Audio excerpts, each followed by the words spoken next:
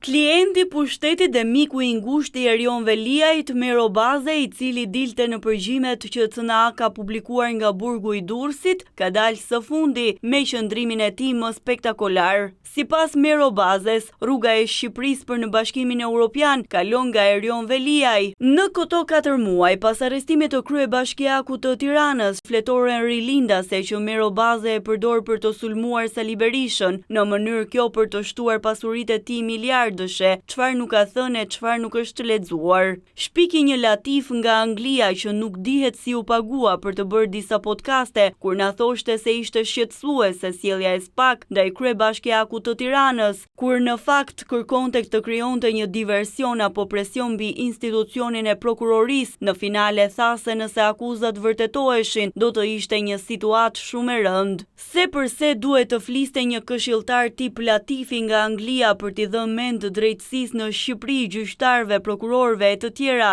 këtë e di Mero apo çdo çorape tjetër e rilindjes, apo 99-çave të Erion Veliajt, të cilët po përpiqen tashmë të përdorin një mënyra për ta nxjerrë në gjykatën e lartë. Por nuk është vetëm ky rast, është edhe rasti i sulmeve që erdhën në media pas publikimit të përgjimeve. Është edhe rasti i mashtrimit publik të bërë nga mediat e pushtetit se prokurorët kishin marrë para për të dënuar Erion Veliajn dhe kjo kalonte nëpërmjet një komunikimi pikërisht me Mero Bazen. Janë sulmet kriminale ndaj prokurorit Olsdado, janë sulmet banditeske ndaj SPAK-ut dhe këto të bëra kryesisht në media që janë paguar nga inceneratorët apo janë brenda aferave të pushtetit. Janë po të njëjtat këllira mediatike që na thanë se ekzistonin inceneratorët për një aferë që tashmë ka shkuar mbi 200 milion euro, janë të njëjtët që na thanë se në Shqipëri hahet me luk floriri, ata që na treguan se Erion Veliaj është një burr i ndershëm, ndërsa sot nga SPAK dhe të konfirmuara nga gjykata ka të paktën 12 akuza, nga të cilat 9 për korrupsion, dhe këto akuza janë për të paktën 4 nene të kodit penal.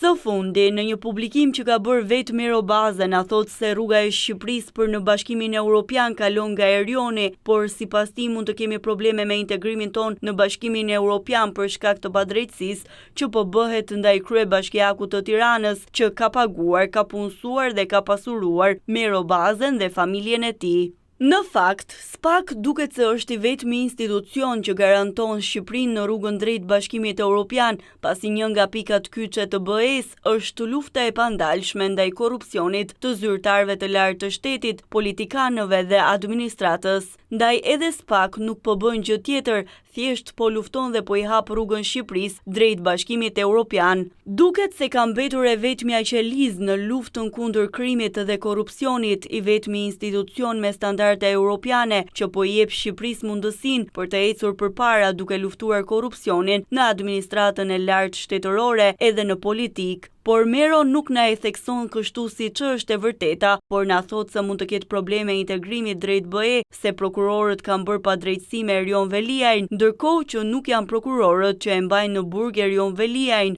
Prokurorët e hetojnë dhe ngrejnë akuzat në rast se prokurorët nuk i provojnë ato. Erion Veliaj është mbajtur padrejtësisht në burg, por deri tani janë të paktën 3 vendime gjykatash të cilat kanë konfirmuar burgosjen e Erion Veliajt për shkak të veprave të rënda penale që ai ka konsumuar. Nga ana tjetër, Mero Baze kërkon të na thotë se integrimi në Bashkimin Evropian rrezikohet nga Erioni. Asnjë integrim në Bashkimin Evropian nuk rrezikohet nga Erioni, por në rast se ky i fundi do të ishte i lirë, ne do të kishim një drejtësi të kapur dhe të korruptuar nga pushteti dhe atëherë do të ndizeshin sirenat e alarmit për integrimin në BE. Sa kohë SPAK po bën detyrën, po merr vendime gjykatash të qarta, duke gjetur prova për korrupsionin dhe shkeljet ligjore të Erion Veliajt, rruga drejt Bashkimit Evropian është më e sigurt se kurrë. Ndoshta Mero do të qajë, ndoshta do të qesh, por rruga e Shqipërisë për në Bashkimin Evropian nuk kalon nga Erion Veliaj, edhe pse Mero mund të paguhet nga lekët e pistat e Erion Veliajt apo familjarëve të tij që shpërndajnë në reklama, apo njerëz që dikë e kthejnë nga një çorape këllir në një çorape të pasuruar.